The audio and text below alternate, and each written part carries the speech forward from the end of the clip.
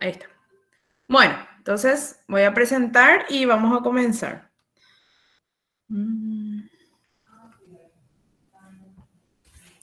Ahí ven mi pantalla, ¿verdad? ¿Se ve bien? Sí, profe, se ve. Uy. Se ve. Bueno. Entonces vamos a comenzar. Bueno, entonces vamos a ver la parte de destilación, que es la parte de como ya dijimos, de etanol, que justamente para obtener etanol hay que realizar esta operación que es la destilación, ¿sí? Yo sé que vieron con el profe la parte teórica, ¿verdad? Del semestre pasado. Vamos a hacer un rápido repaso de eso. ¿Sí? Básicamente, ¿qué es la destilación? Es el método para separar justamente los componentes de una solución, ¿sí? ¿Cómo se fundamenta esa separación? Justamente en la distribución diferencial de estos componentes de la mezcla en una fase líquida y en una fase de vapor, ¿sí? Un ratito le voy a admitir. Bueno, y en una fase de vapor, justamente, ¿sí? Esta ebullición o esta destilación justamente de la solución es aplicada justamente para separar o cuando nosotros tenemos los componentes en dos tipos de fases, ¿verdad? En fase gaseosa, que es el vapor, y en la fase líquida, ¿sí? Hay métodos, o sea, los métodos de destilación normalmente se aplican cuando se comprenden específicamente los equilibrios que existen entre la fase de vapor y de líquido de estas mezclas. Y cómo sabemos esas propiedades o básicamente esos equilibrios, cómo tenemos en cuenta al tener en tablas, o sea, tenemos tablas, tenemos resultados experimentales, tenemos diagramas de equilibrio que seguramente vieron con el profe. Por ejemplo, este es un diagrama de equilibrio a presión constante, ¿sí? En donde tenemos por un lado en la ordenada lo que es la temperatura, ¿sí? La temperatura, y por el otro lado tenemos lo que es la fracción del componente. Normalmente se representa el componente más volátil, ¿sí? Que es en este caso el componente A, ¿verdad? Este es un ejemplo. Entonces, por un lado tenemos la curva de abajo, es la curva de los puntos de burbuja, ¿sí? Por debajo de esta curva tenemos todo lo que es líquido, o sea, la fase líquida. O sea, que pasa esta curva y nosotros ya tenemos ya un componente, o sea, tenemos ya una fracción de vapor, ¿sí? Antes de esa curva todo es líquido. O sea que dentro de esta curva tenemos una mezcla en equilibrio de de líquido-vapor, ¿está bien?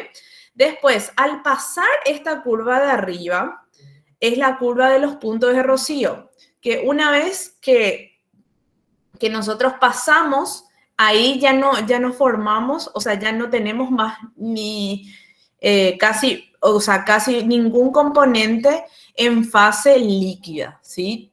Netamente tenemos vapor, ¿está bien? Lo mismo tenemos cuando es el equilibrio a temperatura constante, ¿sí? Solamente que en la ordenada tenemos a la presión y debajo también tenemos lo que es la fracción de mol del componente más volátil, ¿sí? Después tenemos acá otra curva que es de equilibrio entre la fracción del componente más volátil en el vapor, en el vapor y el componente más volátil o sea, de la mezcla en el líquido, ¿sí? Entonces esto nos da un componente, o sea, esta fracción es una fracción molar, por eso es fracción molar en el líquido, ¿sí? Este punto nos da eso. Pónganle que esto es 0 a 1 o 0 a 100, ¿sí? Entonces más o menos es 90, pónganle que es 90, o sea, 0,9 o 90% de A hay en la fase líquida, ¿sí? Eso significa.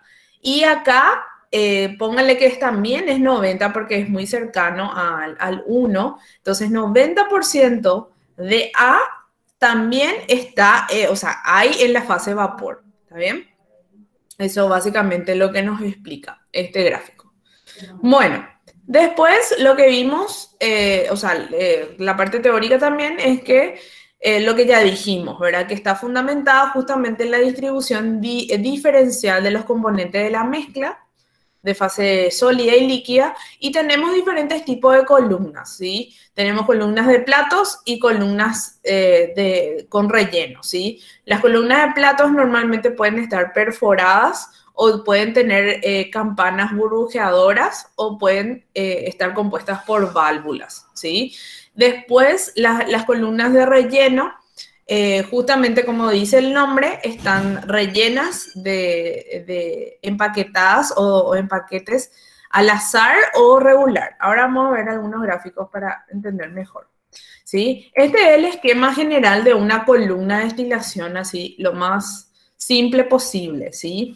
Por un lado, o sea, vamos a ver todos los componentes porque esto nos va a ayudar mucho a los problemas, que es lo que van a hacer conmigo, ¿verdad? Entonces, acá la primera zona, donde está la zona, justamente donde está el rehervidor o el ebullidor, o también se le llama calderín, es donde es el intercambiador, o sea, donde está el intercambiador de calor que justamente proporciona la energía a la columna, ¿sí? Justamente para mantener esas corrientes de líquido y de vapor en estado de saturación. ¿Está bien? Entonces, estas clases de rehervidores, ¿sí? En esta parte de abajo de la zona de agotamiento, justamente pueden ser, por ejemplo, intercambiadores de tipo tubular o pueden ser chaquetas, o sea, camisas de calentamiento, ¿sí? También. En donde justamente yo recojo también lo que es el residuo, ¿sí? Que básicamente es el líquido que está más enriquecido en el componente no volátil, ¿sí? Que es lo que justamente no se volatilizó en la columna, ¿está bien? A ver, ustedes me avisan cualquier cosa si no me escuchan. No sé si está Cecilia, porque estoy en la facultad y el internet saben que Sí es. se te está escuchando, profe. Bueno. Cualquier cosa, Te Cecilia aviso o cualquier alguien me cosa, profe. escribe, ¿sí? Dale, sin Me escriben problema. a mi WhatsApp, sí, por favor. Bueno, entonces, sigamos. Entonces, esta zona de agotamiento, justamente como dice su nombre, es donde se está agotando, o sea, donde es, por eso se llama así, ¿verdad? Porque ya no tengo más tanto componente volátil en esa zona, ¿sí? Porque es la zona donde se transfiere mayor calor a la solución, ¿verdad? Después, esta alimentación puede darse acá, o sea, en el medio, o puede darse en cualquiera de los platos. Normalmente columnas de platos vamos a trabajar, pero puede darse en cualquier punto de la columna, ¿sí? Después tenemos lo que es la zona de enriquecimiento o rectificación, que es donde está saliendo o está a punto de salir el componente más volátil, ¿sí? El componente justamente que yo quiero destilar, ¿sí? Es donde está yendo justamente el destilado que yo quiero conseguir. Por ejemplo, si yo tengo una mezcla de etanol-agua, ¿sí? El componente más volátil entre el etanol y el agua, ¿cuál es? El etanol, ¿verdad? Si ustedes ven el punto de ebullición del etanol es mucho más bajo que la del agua, ¿sí? A una presión atmosférica. Creo que era 70 grados el del etanol y el del agua es 100 grados. Entonces, ¿quién se va a volatilizar más rápido? El etanol, ¿verdad? Y eso es, acá es donde se está enriqueciendo justamente en la fracción vapor el etanol, ¿está bien? Bueno, después tenemos acá el condensador, que como dice su nombre, condensa los vapores, ¿sí? Que es básicamente un intercambiador de calor también, donde condensa el vapor que llega a esa parte superior de la columna, ¿sí? Ese vapor condensado suele retornar a la columna en forma de reflujo, ¿sí? Y hay una parte que se separa, que es la parte de destilado, ¿sí? Este acumulador de reflujo justamente es un tanque que recibe la corriente que proviene del condensador. Por eso acá ven la flecha, ¿verdad? Va al condensador y después va al acumulador de reflujo. Entonces, ese acumulador lo que permite es o sea, también de recoger lo que va condensando, también nos permite que funcione justamente correctamente, o sea, algunos problemas de mantenimiento, o sea, problemas de funcionamiento más que nada en el condensador, ¿sí? Bueno, ahí ya vimos a grandes rasgos lo que es la columna de destilación y lo que vamos a trabajar nosotros en los problemas, ¿sí? Acá hay otro ejemplo, o sea, podemos tener dos tipos de rehervidores, que es la parte de abajo, ¿sí? Podemos tener uno que es un rehervidor parcial donde la fracción líquida no evaporada, ¿sí? La fracción líquida no evaporada se separa, ¿sí? Acá como W. Y en el rehervidor total, sin embargo, antes del rehervidor, o sea, ahí o sea, todo lo que va al rehervidor se evapora, no hay un condensado, básicamente, ¿está bien? Eso básicamente es la diferencia, ¿sí? Se separa antes, no en el rehervidor, ¿está bien? Quiere decir que esto necesita mucho más calor que este rehervidor parcial, ¿sí? Porque este rehervidor parcial básicamente necesita un vapor que una fracción nomás es necesario que consiga el vapor, o sea, el vapor o destile, ¿sí? No es necesario que todo lo que entra como líquido se evapore, básicamente, ¿está bien? Esa es la diferencia. Bueno, después los tipos de condensadores también tenemos parcial y total, ¿sí? Básicamente, ya como les dije, el condensador es un intercambiador tubular que condensa el vapor que llega en la parte superior, ¿sí? Bueno, hay tipos de columnas, esto ya vimos, ¿está bien?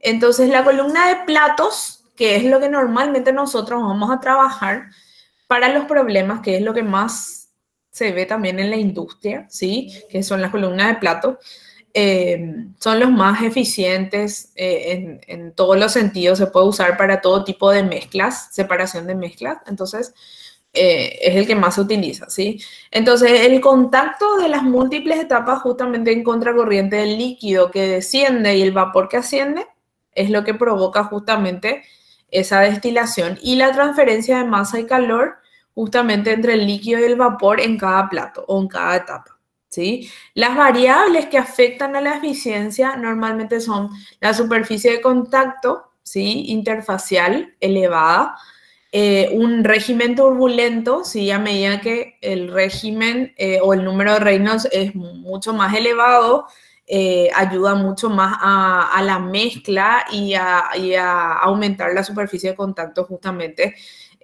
para la transferencia de calor y de masa en la columna, ¿sí? Y también el tiempo de contacto elevado también ayuda a la eficiencia. Bueno, acá vamos a ver otro, o sea, una columna justamente que tiene platos perforados. Miro nomás todo el tiempo mi celular acá por si acaso. Tienen platos perforados, ¿sí? Ven acá que tienen acá algunas perforaciones. Acá te muestra lo del plato perforado y donde se hace la entrada del líquido, ¿sí? Hay un vertedero acá, ¿sí? Hay como un lugar donde justamente se hace el vertedero, ¿sí? Hay una salida lateral, la espuma o vapor realmente que se forma. Ven cómo hay estos platos perforados ayudan mucho a la transferencia mucho mayor entre el líquido que cae, ¿ven? El líquido que cae y acá ya se pone en contacto justamente con el vapor, ¿sí? Entonces ahí hay una transferencia y ayuda a arrastrar justamente el componente volátil, ¿sí? Si acá no puedo arrastrar, entonces en la otra columna ya va a poder arrastrar y así sucesivamente. Y a medida que yo bajo, ustedes saben que acá está la entrada del gas o sea, del vapor vivo, ¿sí? ¿Se acuerdan del vapor vivo en el evaporador? Bueno, también en la destilación se usa vapor vivo justamente para ayudar a la evaporación o a la destilación en este caso, ¿sí? Acá vemos uno más como decir, más agrandado, vamos a decirle. Entonces acá tenemos la lámina perforada, tenemos el vapor o la espuma, que también le llaman, ¿sí? Acá está el vertedero, donde pasa el líquido, ¿está bien? Y bueno, y eso, esto es cada uno de los platos de la columna, ¿sí? Bueno, a ver, vamos a ver, creo, un video. Vamos a ver si sale. Si no sale, espérenme que...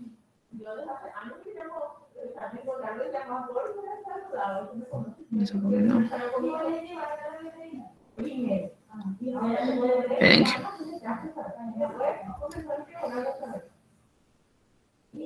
Vamos a ver si puedo sacar de otra manera.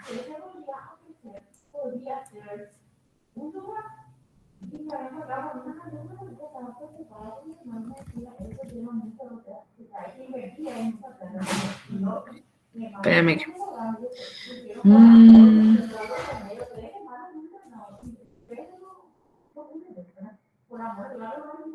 El líquido se suministra. Un ratito.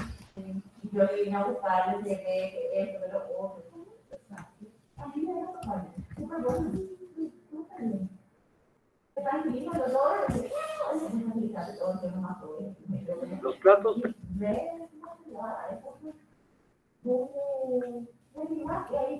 Perdón no sé si escuchan, pero hay mucho escándalo por acá por la facultad. Esperen. Los platos perforados. También ando. Ya, ahora sí les voy a mostrar. Sí, ¿qué pasó? Antes yo decía que no estabas transmitiendo. Sí, ahora pongo porque estaba copiando el link acá en mi pestaña, en una de las pestañas porque no me salía. Ahora sí, ahora sí. Ahí ven, ¿verdad? Ahí Sí, está profe, bien. se ve. Ahora sí. Suministra al plato por medio de flujo que circula ¿Se escucha? debajo de la placa del tubo de descenso. El vertedero de salida, Sí, profe. situado al otro lado del plato, mantiene una cierta profundidad de líquido en el plato. La zona de borboteo incluye el área del plato comprendida entre el tubo de descenso y el vertedero de salida. Esta es la zona del plato donde el líquido y el vapor entran en contacto. Hay dos tipos de zonas de contacto vapor-líquido. En la zona marcada espuma, las burbujas de gas se dispersan en un líquido continuo. En ciertas condiciones, también es posible que se forme una zona de rocío, donde las gotas de líquido se dispersan en un vapor continuo. La espuma fluye por el vertedero de salida hacia el tubo de descenso y llega al plato inferior. El diseño del tubo de descenso debe permitir el tiempo suficiente para que el líquido y el vapor se separen en el exceso de espuma. El objetivo consiste en que solo el líquido claro, sin espuma, esté presente en el fondo del tubo de descenso y fluyendo hacia el plato inferior. Ahí está. Ahora le voy a mostrar el otro. Profe, cuando pones el video, creo que vos Sí. estás viendo también en tu teléfono, ¿verdad? Porque se escucha doble. No. Creo que es No, tu micrófono, solamente profe. Si reproducir el video y apagaste el micrófono. Ah, voy a apagar mi micrófono, perdón. Sí, a eso me refería. Dale, voy a apagar mi micrófono en la próxima. En este segundo video. Dale, Ahí está. Gracias. a vos, profe. Ahí está. Voy a apagar. Thank you.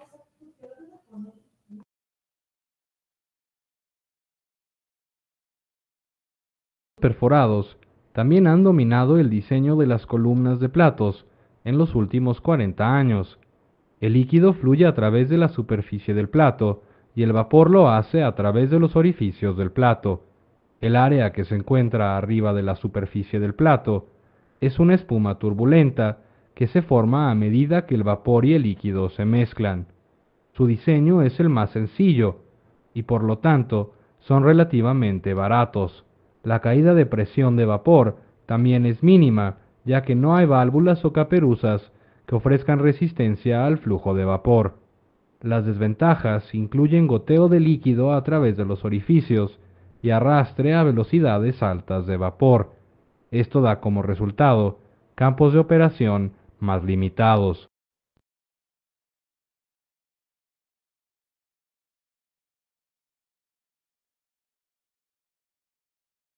El plato de caperuza Ahí ya escucharon. Sí, profe. Dominado el diseño de las columnas de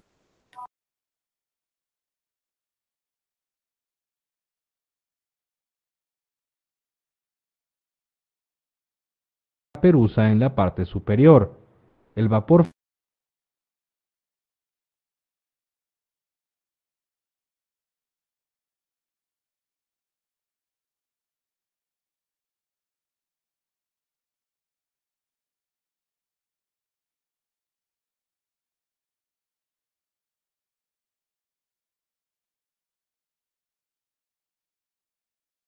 fluye por el tubo ascendente, rodea la caperuza y hace contacto con el líquido a medida que fluye a través del plato. La única ventaja real de la caperuza de borboteo es que proporciona la absoluta seguridad de que habrá contacto total entre el vapor y el líquido, sin tener que derivar el vapor. Sus principales desventajas se deben al complejo diseño de la caperuza. Las caperuzas presentan una obstrucción al paso del líquido, en particular en torres cargadas con grandes cantidades de líquido. De igual manera, se desperdicia una buena parte de la caída de presión en la fase de vapor, ya que ésta ocurre en la zona inversa entre el tubo ascendente y la caperuza, donde no mejora la transferencia de materia.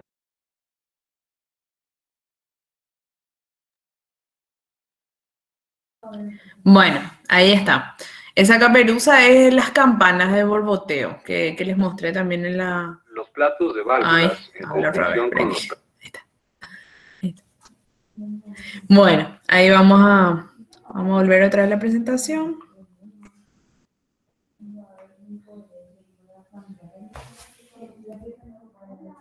Uy.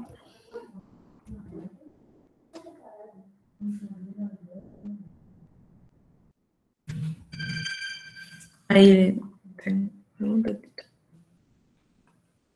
Ahí está.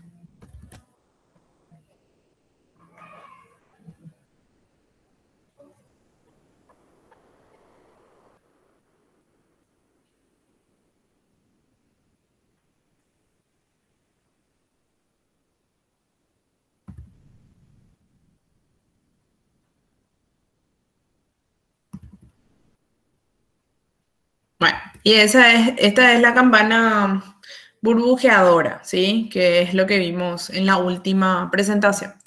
Bueno, que básicamente tiene una pequeña desventaja que es justamente la pérdida de presión, o sea, la pérdida de presión que tiene al chocar justamente con la campana, ¿sí? Pero ayuda bastante a separar a que el vapor no arrastre líquido, ¿sí? Eso es lo que ayuda bastante la campana burbujeadora. Bueno, acá hay otra disposición, ¿sí? Otra disposición, un ratito, voy a poner mi puntero, ahí está. Otra disposición, estas ya son torres de destilación con ¿cómo es que se llama? O sea, empaquetadas, ¿sí? Que tiene justamente empaques, eso, empaques lo que quería decir. Empaques distribuidos, ¿sí? Justamente ayuda también a retener los líquidos que se van quedando, o sea, que no evaporan, ¿sí? Y a que justamente a través del espacio que existe entre los empaques pueda pasar el vapor. ¿Bien? Estos son algunos tipos de empaques. ¿Bien? Algunos tipos cilíndricos, algunos que tengan como cerrados, y estos son de formas que no tienen o sea, no tienen una forma específica, ¿sí? Básicamente no tienen que ser muy, que se encastre uno con otro, ¿sí? No tienen que tener una forma que, por ejemplo, todo cuadrados, ¿sí? El círculo, por ejemplo, no vas a poder encastrar uno con otro, pero un cuadrado, por ejemplo, capaz pueda encastrar. Y el objetivo es que no encastres, ¿sí? ¿Por qué? Para tener justamente espacio para que escape el vapor. Entonces, después este es otro tipo de empaques regulares. Ven que estos, por ejemplo, son empaques que son regulares, pero que no hay forma de que puedan, se ponen en una disposición como para que no puedan estar encastrados así y que haya un espacio. ¿Bien? Estos son otros tipos de columnas de relleno. Ven que tienen todo como diferentes tipos de formas. Bueno. Ahora vamos a empezar con el tema de destilación fraccionada continua, o también se le llama destilación por rectificación, ¿sí? Que básicamente consiste en justamente poder separar o poner en contacto en múltiples etapas en contracorriente al vapor y al líquido, ¿sí? Y se fundamenta en la misma, o sea, en los mismos fundamentos de una destilación normal, que es la transferencia justamente de la masa del componente más volátil a la fase de vapor. O sea, yo paso del líquido al vapor, ¿sí? Hay una transferencia de masa, y también la transferencia del componente menos volátil a la fase líquida a expensas justamente de estos cambios de fase en la ebullición, ¿está bien? Que ocurren a lo largo de las etapas, como ya vimos así específicamente en los videos y en las imágenes, ¿sí? Justamente es muy importante esta distribución diferenciada, ¿verdad? De fase de líquido y vapor, de poder separar bien estos componentes. Y acá vemos otra vez la columna fraccionada, ¿verdad? De platos, ¿sí? Donde podemos hacer un balance de masa. Ahora ya no se van a salvar de mí, de los balances de masa y de los balances de entalpía, balance de energía, ¿sí? Y aparte otra vez vamos a tener que hacer gráficos. Así que no se van a salvar de eso. Perdón, pero no se pueden salvar. Bueno, entonces, pero yo creo que ahora ustedes ya tienen muchísima experiencia en balances. Y los balances, si ustedes colocan, o sea, realizan los balances, practican los balances, les va a ir, o sea, imposible que no les salga, ¿sí? Si ustedes escriben. ¿Está bien? Además, esto es una operación nada más, no tenemos mucho. Cuando entremos a la parte de procesos, donde tengamos varias etapas, ahí puede complicarse un poco el tema de los balances, ¿sí? Pero cuando hablamos solamente de una operación, no va a ser tan complicado, ¿sí? Bueno, entonces acá tenemos la fase de vapor, que ya sabemos que se genera acá en el rehervidor, ¿sí? En el fondo de la columna. Y la fase líquida se obtiene devolviendo justamente a la columna una parte del destilado, ¿sí? Que es en esta parte. Que también se usa el calor, ¿verdad? El calor que se tiene acá, o sea, la fase de vapor. Este vapor sale con una capacidad calorífica muy elevada, ¿verdad? Que se puede volver otra vez a recuperar justamente ese calor y aumentar la eficiencia de la etapa o del proceso, ¿sí? Entonces, con ese calor se puede otra vez transferir a lo que es el líquido o lo que se está acá evaporando, y aumentar la eficiencia. O sea, a esta devolución, vamos a decirle, o de alguna manera esta fase líquida que se devuelve a la columna, se le denomina reflujo, ¿sí? Entonces, ese reflujo, o sea, la alimentación se puede entregar, después hablo un poco del reflujo, ¿sí? Pero ahora ya saben ya que esta parte, esta L que se devuelve a la columna, es el reflujo. Y hablando acá, como justamente en este gráfico está la alimentación se puede entregar a la columna en cualquier punto de los platos, ¿sí? En un punto intermedio o si no entre el fondo y la parte de arriba, ¿sí? En uno de los platos de destilación. Bueno, ahora vamos a ahí yo quería que hagan ustedes el balance de masa general y el balance de entalpía, pero acá ya les tengo en la presentación también, ¿sí? Básicamente tenemos entonces la entrada de alimentación y, o sea, el balance general. Voy a tratar de escribir acá. Hacemos como la división del sistema o marcamos lo que es nuestro sistema. Justo acá se me cortan más, pero bueno. Acá marcamos el sistema. Todo lo que está en rojo estoy marcando que es nuestro sistema de estudio, ¿verdad? Entonces, al sistema que entra la alimentación, ¿sí? ¿Y qué está saliendo? El destilado final y acá el residuo, ¿sí? Entonces, por eso el balance general es igual a entrada y igual a salida, sabemos eso, ¿verdad? Entonces, entra alimentación y sale el destilado más el residuo, ¿bien? Y si hacemos por componentes, es esto, ¿verdad? Que ustedes ya vimos ya en evaporación, que es casi lo mismo, ¿verdad? Entra este componente, o sea, esta fracción que me da es básicamente el componente más volátil, que es lo que yo quiero conseguir, ¿verdad? Entonces, acá inicialmente supónganse que tengan 20% de etanol, ¿sí? Supónganse. Entonces, yo voy a poner un número nomás. Y en el destilado, lo que yo quiero conseguir es aumentar este 20%, ¿verdad? O sea, tener menos agua que etanol. Entonces, perdón. Sí, menos agua y tener más etanol. Entonces acá pónganle que conseguimos 90% de etanol. ¿Está bien? Pero en el residuo justamente tengo que tener menos, ¿verdad? Y pónganle que tengo 10%.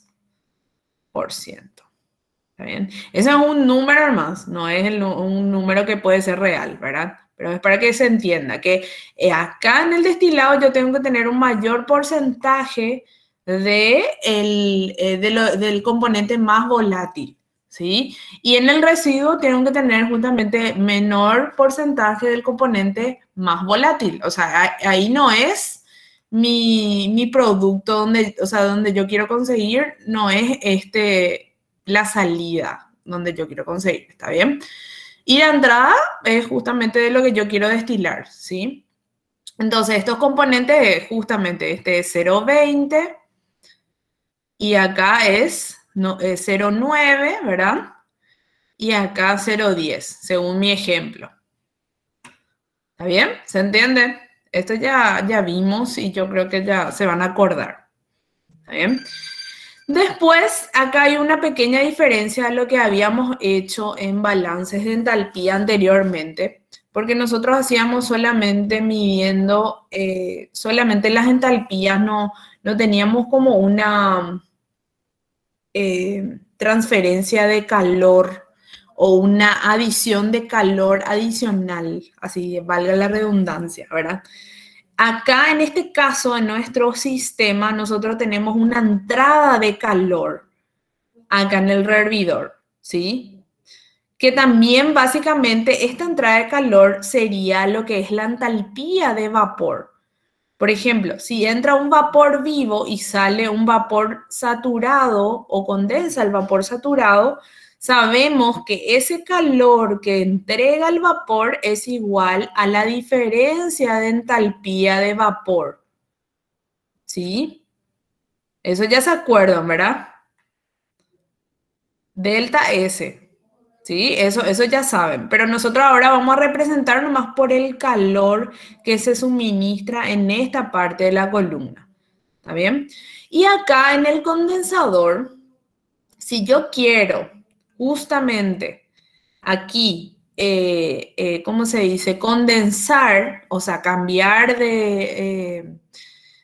pasar de las fases vapor a la fase líquida, ¿qué yo tengo que hacer? Tengo que eliminar el calor. ¿Y cómo yo elimino el calor? Dando el calor que tiene este vapor al agua de condensación. O sea, yo acá voy a meter agua fría, ¿sí?, al condensador y va a salir agua caliente. ¿Está bien? Así, hablando en español, vamos a decirle, ¿sí? Entonces, entra agua fría. Perdón. Perdón un ratito.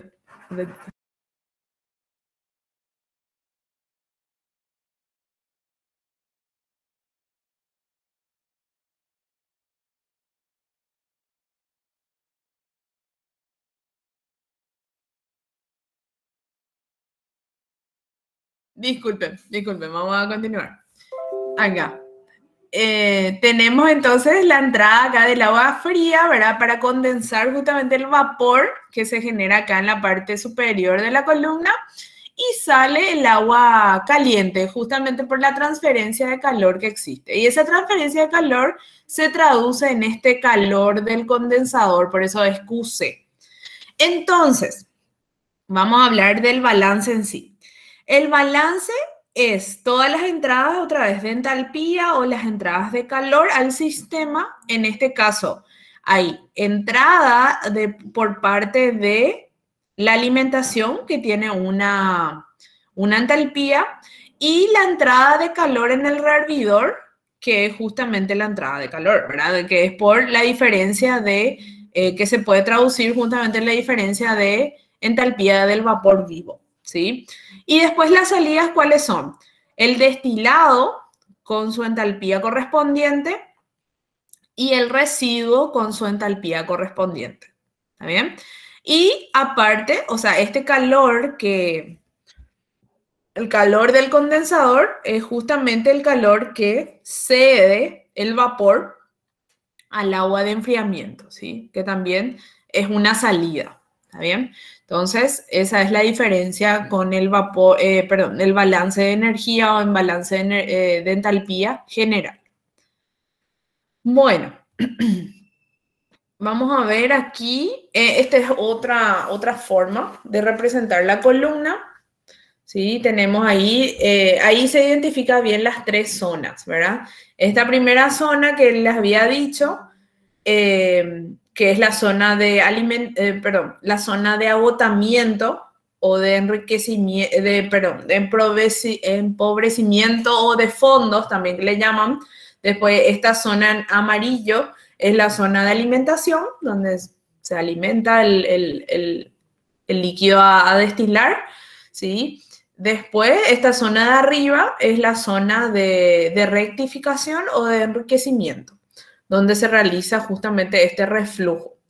Bueno, y ahora vamos a hablar un poco de lo que es el reflujo. El reflujo básicamente es la relación entre el líquido que yo devuelvo a la columna, ¿sí?, en forma de reflujo y lo que yo extraigo de destilado. ¿Está bien? O sea, yo tengo un destilado acá completo que sale del condensador, pero esto hago una separación. Y esta separación es lo que yo le llamo reflujo, ¿sí? Y se expresa justamente entre, es una razón, ¿verdad? De líquido que se devuelve a la columna dividido el destilado que finalmente yo obtengo, ¿sí? Y la columna normalmente, ¿alguien me iba a hablar? ¿No? Sí. En tu cursor no estamos viendo.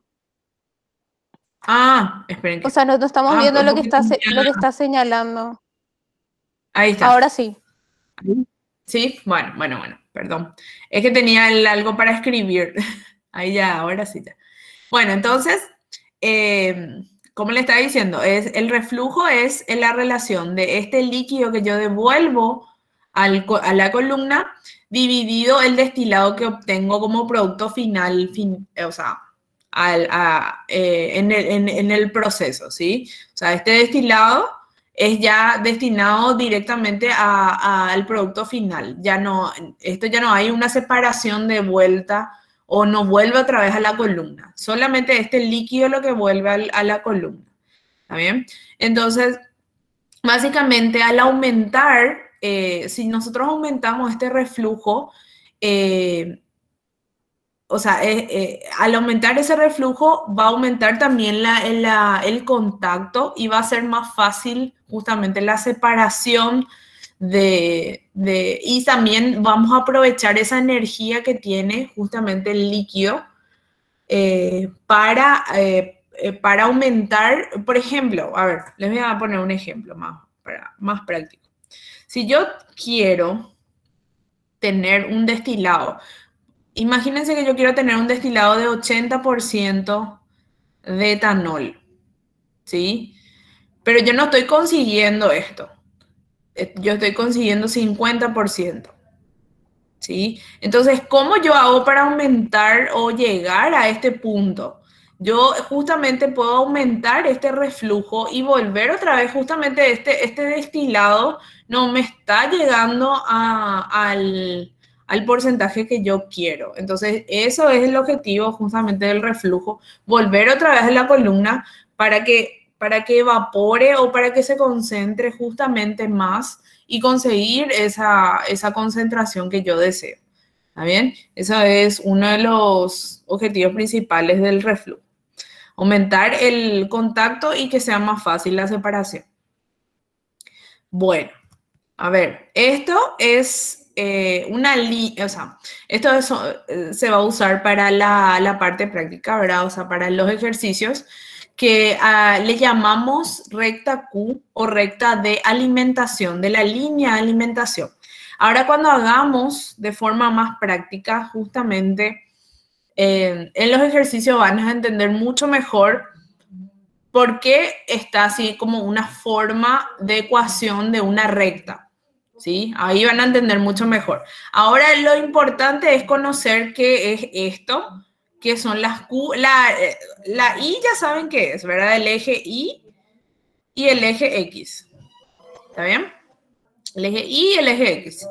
Y lo que ahora vamos a ver qué es Q y qué es este. Este ya sabemos, ¿verdad? Que es la concentración o la fracción molar o másica de la alimentación. Eso sí ya sabemos. Pero ¿qué es Q? Ahora vamos a ver.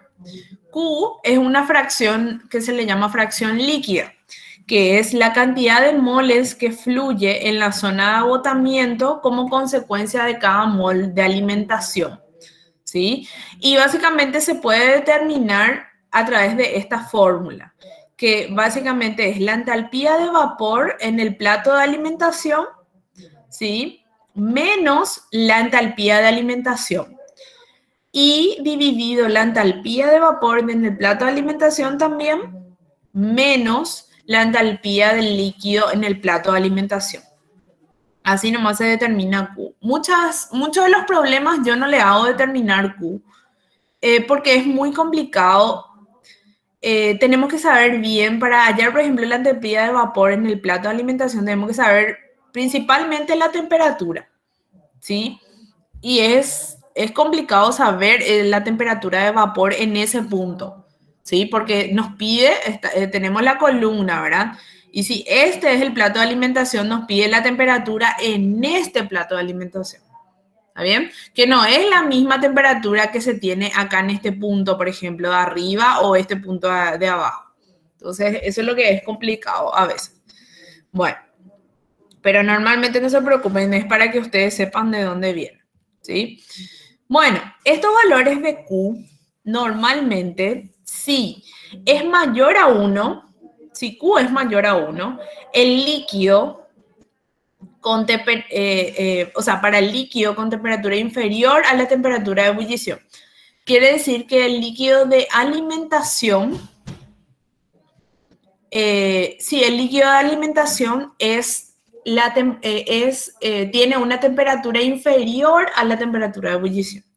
Si Q es igual a 1, el líquido de alimentación tiene una temperatura igual a la temperatura de ebullición. La temperatura de ebullición del componente más volátil, ¿sí?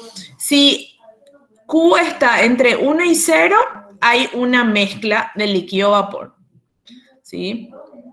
Y si Q es igual a 0, el vapor es saturado, entra saturado. ¿Está bien? Si Q es menor a 0, el vapor está recalentado. O sea, es sobresaturado. También se le llama. ¿Está bien? Ahora vamos a ver unos gráficos que nos implica justamente eso. Entonces, esta recta Q, acuérdense que se trata de la alimentación. ¿Está bien? De la alimentación, ¿sí? Entonces, si yo tengo un líquido subenfriado, alimentado, que significa que la Q es mayor a 1, voy a tener esta curva A que está acá, ¿sí? Así va a ser mi curva, básicamente, ¿está bien? O sea, yo tengo acá mi alimentación, ¿sí? Acá en este punto de alimentación, nace en este punto de alimentación, o sea, esta recta, perdón, esta recta no es curva, sí. No se ve lo que estás indicando. Ay, perdón. Voy a poner mi puntero nomás porque yo estaba indicando con mi pincel, pues. Bueno, esta recta A, ahí sí ven el puntero. El puntero sí, ¿verdad? Sí, profe, el puntero sí se ve. Ah, bueno. El otro lo que es muy chiquitito, por eso no se ve. Bueno, entonces, esta recta A, cuando es un líquido subenfriado, tiene de esta forma y nace aquí en XF, que es la fracción de alimentación, porque justamente forma parte de la curva, o sea, tiene que pasar por este punto. ¿Está bien?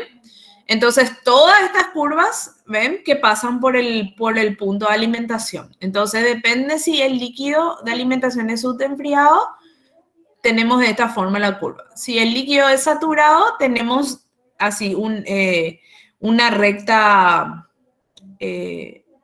¿cómo se dice? No es horizontal, vertical. ¿Sí? Tenemos una recta vertical donde Q es igual a 1. Si la alimentación es una mezcla líquido-vapor, tenemos de esta forma, igual a esta recta C. Si el vapor, la alimentación es un vapor saturado, tenemos de esta forma, la recta D, que es una recta horizontal, paralela al eje X, ¿sí? Y si el vapor es sobrecalentado, tenemos de esta manera, ¿sí? La recta E, ¿está bien? Que Q es menor a 0, ¿está bien? Bueno, ahí está.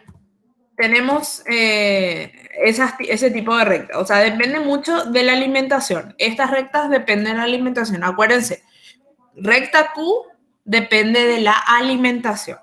¿Sí? Bueno, ahora tenemos otra línea que también se construye para resolver los problemas, que es la recta de operación, que es donde yo puedo calcular justamente los parámetros como el reflujo mínimo y el reflujo de alimentación. Y esa recta es esta recta, que también, a ver, voy a marcar. Necesitamos saber qué es R, que ya sabemos, ¿se acuerdan? R, creo que tengo lo ahí. Ah, no. R es L sobre, después la otra diapositiva, L sobre D. Y acá esto ya tenemos también, que es la fracción de destilado. ¿Se acuerdan del ejemplo que era 90%? O sea, le pongo nomás para que se acuerden. ¿Sí? Y eso nomás es la diferencia. O sea, tenemos que tener el valor R. Para tener esta recta tenemos que tener el valor R y el valor del destilado, porcentaje de destilado, ¿sí? Y acá tenemos otra vez lo mismo, ¿verdad? Esto que les marqué acá en rojo es la recta que corta a la ordenada en el eje Y, ¿sí? Es la B. ¿Se acuerdan no sé cuándo dieron rectas? Pero bueno, es la B, es la que corta en el origen, ¿sí? Que corta el eje Y en el origen, así parece que se decía. Bueno, entonces esto es el valor B. Existe también, o sea, justamente el cociente, ¿verdad? Esta R que está acá es la fracción líquida y el destilado, que abandona la columna definitivamente, o sea, L sobre D, ¿está bien? Que es esta R que está acá arriba. Bueno, todo eso para construir este tipo de resoluciones. Este tipo de resoluciones es lo que vamos a construir en esta parte de destilación, que ven acá los números, 1, 2, 3, 4, 5, 6, 7, 8. Esos son columnas y representan a las columnas de operación de la destilación. O sea, nosotros tenemos un destilador así, ¿sí? Así, una columna de destilación. Y tenemos 1, 2, 3, 4, 5, 6, 7, 8 platos. ¿Está bien? Según esta recta tenemos 8 platos. Y según esta recta, ¿dónde está la alimentación? Acuérdense que la recta Q es la alimentación. Este que está en rojo es la alimentación, es la curva, perdón, la recta de alimentación. ¿Y dónde está esta recta de alimentación? Está en el plato 5, ¿sí? Entonces, ¿qué quiere decir eso? Que este es mi plato 1, 2, 3, 4, 5. Este es el 5. Entonces, aquí está entrando mi alimentación. F, ¿verdad? ¿Sí? Entonces, eso también me permite justamente saber en qué plato, o sea, esta curva me permite saber en qué plato corresponde o entra la alimentación. ¿Está bien? Bueno, esta recta de operación, que es la que construyo con el reflujo, esta recta de operación superior, esta recta de operación superior o de enriquecimiento es la que construyo con esta recta de operación, ¿sí? Y con esa recta en la intersección con la recta Q de la alimentación es donde yo tengo un punto que uno con el punto del destilado, y con ese punto de destilado es donde construyo justamente esta recta inferior, ¿sí? Esta recta inferior, ¿está bien? Este punto de intersección de la recta Q y la recta superior, junto este punto con el punto de destilado, y ahí construyo, ¿sí? Bueno, vamos a hacer, yo ya empecé por atrás y ahora vamos a empezar otra vez por adelante, porque me fui un ratito. Yo ya les quería mostrar qué significa estos números y todo, pero ahora les voy a mostrar cómo se construye esta curva, ¿sí? Yo voy a tener siempre esta curva negra, ¿ven? Esa curva negra. Esa siempre yo les voy a dar como dato dependiendo de qué mezcla tenga. Si yo tengo metanol, etanol o así. Dependiendo de qué mezcla yo tenga, vamos a tener este tipo de curvas negras, ¿verdad? Después, ¿yo qué puntos voy a poner en la curva? Voy a poner este punto que es la fracción de destilado, este punto que es la fracción de alimentación y este punto que es la fracción del residuo. Siempre del componente más volátil, ¿está bien? Entonces, yo marco mi punto de destilado, vamos a seguir el ejemplo, 90%, y acá entró con 20%, ¿se acuerdan? 20% y acá salió con 10%, ¿sí? Y eso es lo que yo marco acá y llevo aquí y marco en esta curva. Esta curva azul que está acá también es la unión del punto máximo de la curva de equilibrio con este punto que está acá, ¿verdad? Este y este, estoy marcando ahora. ¿Está bien? Bueno, entonces, marco ahí y ahí empieza a contar el tema de mis platos, ¿sí? Que eso vamos a ver en el ejercicio y van a entender mucho mejor eso. Estos platos. ¿Está bien? Todos estos platos. Bueno, pero ahora con el ejercicio pero solamente que se empieza justamente marcando estas fracciones. Bueno, vamos a continuar. Este es otro gráfico ya armado, ¿sí? Acá otra vez, ven. primero se coloca justamente la fracción de destilado, la fracción de alimentación, la fracción de fondos o de residuos. Después se construye la recta Q, ¿se acuerdan que era de alimentación? Se construye esta verde, que es la recta de enriquecimiento. La unión de estas dos rectas me da la recta de agotamiento y después ya empiezo a armar los platos de destilación. ¿Está bien? ¿Y dónde está mi plato de alimentación? Donde se intercepta o donde pasa mi curva Q, que es el plato número 3 en este caso. ¿Está bien? Bueno. ¿Alguna consulta hasta ahí? Antes de empezar un ejemplo, a hacer un ejemplo. ¿Consultas, preguntas? ¿O tienen muchas preguntas y después cuando hagan nomás me van a preguntar todo? Ay, sé Dios.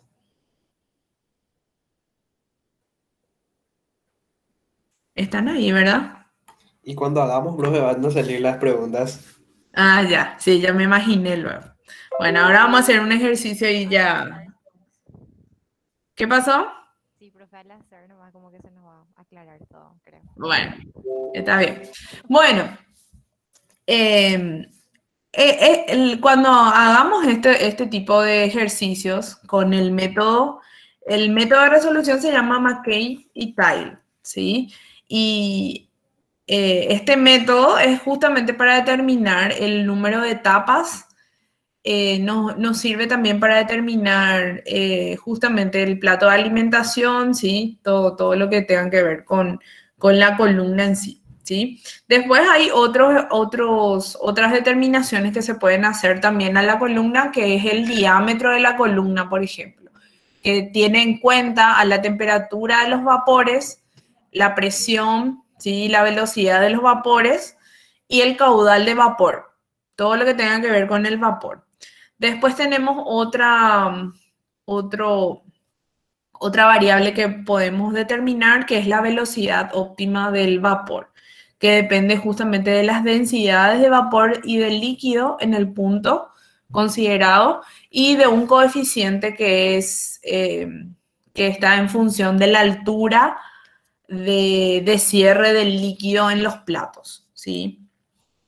Esto básicamente son más...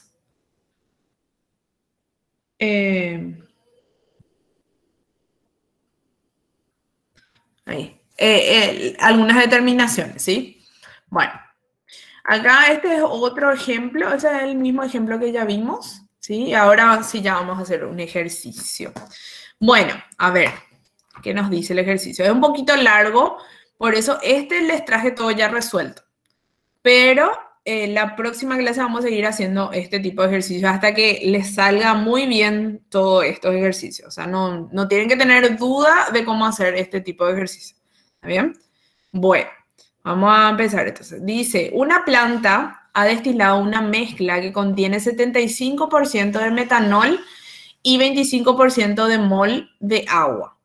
El producto de destilado debe contener 97% de metanol y el producto residual o de cola tiene que tener 3% en mol de etanol, ¿sí? La alimentación es fría, dice, en un flujo de 1000 kilomol por hora en el plato de alimentación. La relación de flujo en la parte superior es de 1:4. Calcule la cantidad de productos de cabeza o la cantidad de productos de salida y de colas separados, ¿sí? También pide la relación mínima de reflujo, siendo Q igual a 1,08. ¿Está bien? Nos pide el número mínimo de platos y el número de platos de operación. Bueno, y acá nos dan algunos datos que están en la tabla. Hay una tabla acá. Una tabla, no traje la tabla. adelante parece que está la tabla. Bueno, ahí les muestro. Pero los datos son de equilibrio, ¿sí? La tabla muestra básicamente los datos de equilibrio. Para construir la curva, a veces les voy a dar ya la curva directamente para no construir toda la curva. Y los pesos molares también del metanol y del agua, ¿sí? Bueno, vamos a hacer entonces. Tenemos como dato, ¿qué tenemos como dato? Tenemos la fracción molar de alimentación, que es 75%, que sería de metanol por mol total. Eso era, ¿se acuerdan que eso es la fracción molar, verdad? 0,75 de mol de A sobre mol total, ¿está bien? Y o sea, si nosotros tenemos eso de metanol, el resto es agua. Entonces, la fracción en la alimentación de agua es de 0,25. O sea, mol de agua sobre mol total. ¿Está bien? Después, en el destilado dice que tenemos que tener 0,97% de etanol, ¿sí? Y el resto de agua, ¿sí? Que sería 0,03 de agua. Dice que el caudal de alimentación es, o sea, el caudal molar sería, es de 1000 kilomol, quiero saber si era kilomol, sí, kilomol total de alimentación por hora. El reflujo, acá está, 1,4 y el valor de Q es 1,08. Y los pesos molares de cada uno de los componentes. Y acá tenemos lo que es el destilador que ya vimos, ¿sí? Acá tenemos de dato que tenemos esto, la alimentación,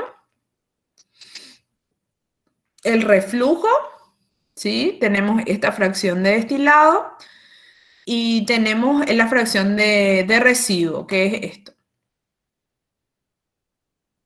Justo coincide, pero puede ser que no coincida también, ¿verdad? Que esto 1 menos 0,97 justamente es 0,3, pero esto puede ser 0,5, por ejemplo, y eso puede haber una diferencia, ¿sí? Puede haber pérdidas, puede haber todo. Entonces, puede ser diferente, no necesariamente sea 1 menos 0,97. Esto es lo que nos da como dato, ¿sí? Bueno, después que nos da como otro dato el reflujo y Q, ¿sí? Bueno, entonces, ¿cómo resolvemos? Hacemos un balance general, porque lo que nos pide es justamente esta D y esta W, ¿verdad? Vamos a volver otra vez al problema para saber qué nos pide. Nos pide productos de cabeza, que es D, y productos de cola, ¿sí? O sea, nos pide D, que es producto de cabeza, y W, que es producto de cola. Pero nosotros acá tenemos dos incógnitas. Y si hacemos un balance por componentes, y nosotros tenemos esto, tenemos esto, tenemos esto, tenemos esto, y nos falta solamente D y W también, entonces ya tenemos dos ecuaciones y dos incógnitas, ¿verdad? Podemos resolver el problema.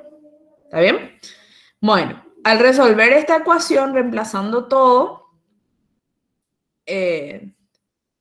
a ver, resolver el problema. Cham, me olvidé de eso. Bueno.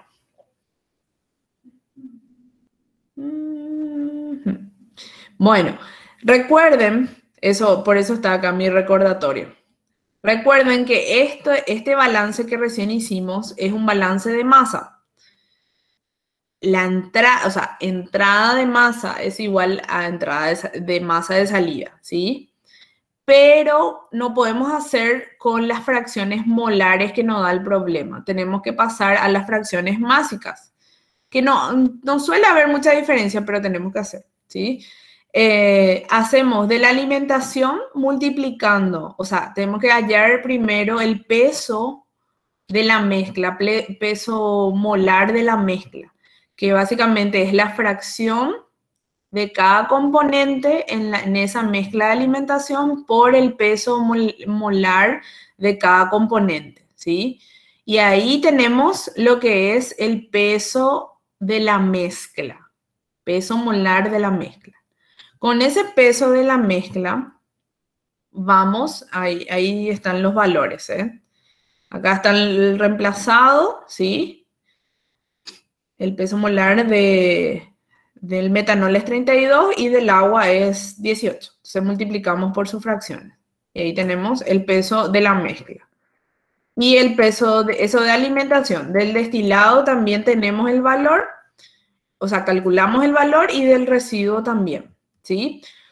Con eso vamos a esta fórmula directamente, ¿sí? Para convertir las fracciones molares a fracciones másicas, ¿sí? Y es multiplicando la fracción molar, ¿sí? Por el peso molar de ese componente dividido el peso de la mezcla, el peso molar de la mezcla, ¿sí?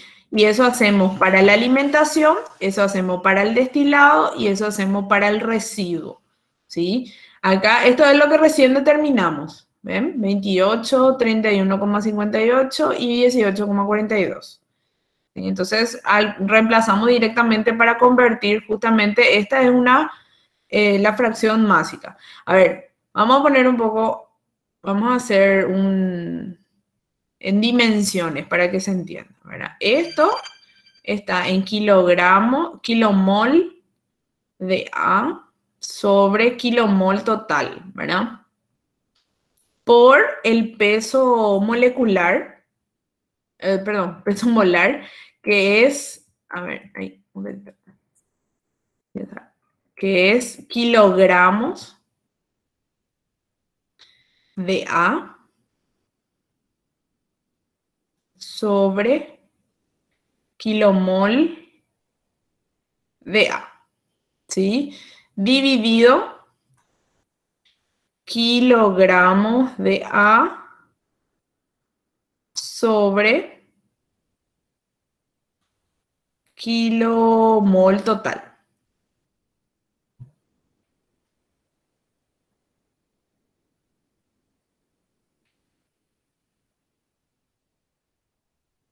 Ah, espera, Profe, si ahí dice PM mezcla, no tiene, o sea, ¿por qué pusiste kilogramo de A sobre kilomol total? No tiene que ser de la mezcla. Sí, de total, tiene que ser total. Acá yo ya me confundí. Esperen que voy a borrar porque si no... Ahí está.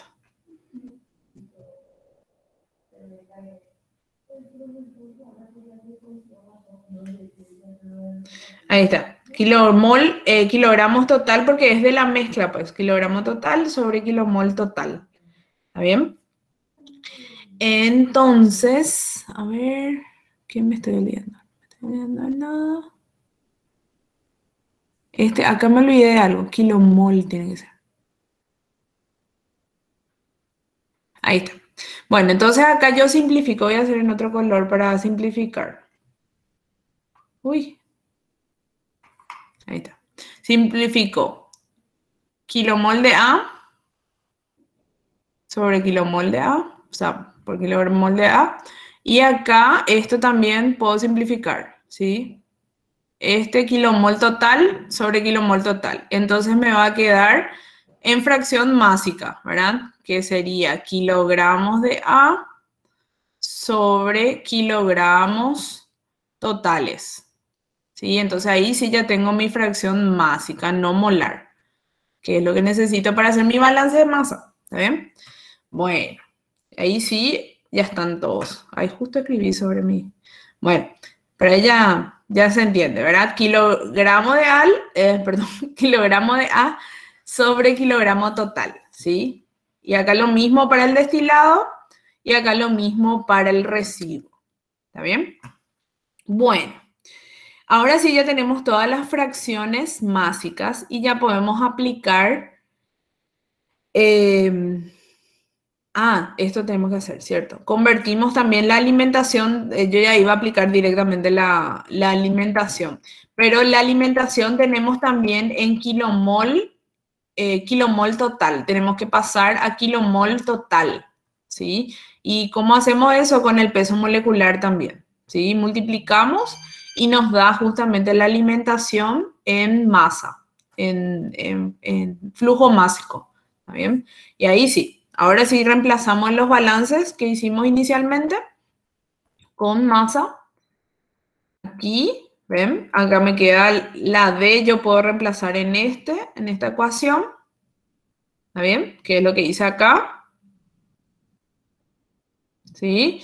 Y ahí ya tengo una incógnita que es W. Y W entonces me sale 4.290,32 kilo total por hora. Dios mío, ya nos estamos pasando todito. Perdón, 1 hora y media estamos. Bueno, después la D es reemplazando directamente acá en esta ecuación general. ¿Está bien? Bueno. Acá estaba mi gráfico, ¿ven? Este gráfico es lo que yo les voy a dar, que es el gráfico de equilibrio, ¿sí? Que es básicamente la construcción de las fracciones molares de metanol en el líquido y la fracción molar en el metanol en el vapor, ¿sí? Entonces, con estos datos de equilibrio se construye esta curva, ¿sí? Estos datos de equilibrio que está acá en la tabla. Bueno, y ahí vamos a hacer la segunda parte. Como ya, yo sé que tienen clase ahora. Con tiempo, porque no quiero ahora saturarle de cosas. Con tiempo vamos a hacer la próxima clase, la construcción de las curvas, ¿sí? Armar la curva, porque nos pide relación mínima de reflujo y nos pide número de platos, ¿sí? Y tenemos que hacer sí o sí la curva Q y tenemos que hacer la curva de enriquecimiento, ¿sí? Que es la curva con el reflujo. ¿Está bien? Hacer esas dos curvas, armar y hacer los platos. Pero con tiempo vamos a hacer la próxima clase, ¿sí? Esto todavía nos va a dar como 2 clases haciendo ejercicios y hasta que ustedes entiendan mejor. ¿Está bien? Pero entendieron ahí hasta toda la parte de balance, ¿sí? ¿O no?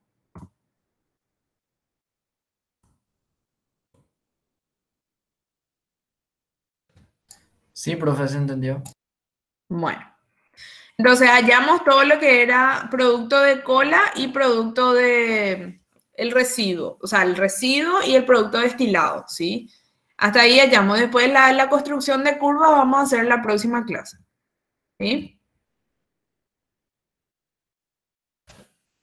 Bueno. Venga. Sí, les voy a dejar para que ya practiquen esta parte, que hagan ya todo el tema de balance, como por qué pasamos de fracción molar a fracción másica. Acuérdense que según la ley, lo que no se destruye, lo que no se crea, lo que no se consume es la masa. La masa es lo que se conserva, ¿sí? Entonces, por eso siempre se hace balances de masa. Los moles sí pueden modificarse. O sea, no puedo tener la misma cantidad de moles y la misma cantidad de moles de salida, pero sí la masa nunca, a menos que haya una reacción química, en este caso no hay una reacción química, se conserva la masa, ¿está bien? Bueno, eso es lo que hay que recordar, pero les voy a pasar todo en la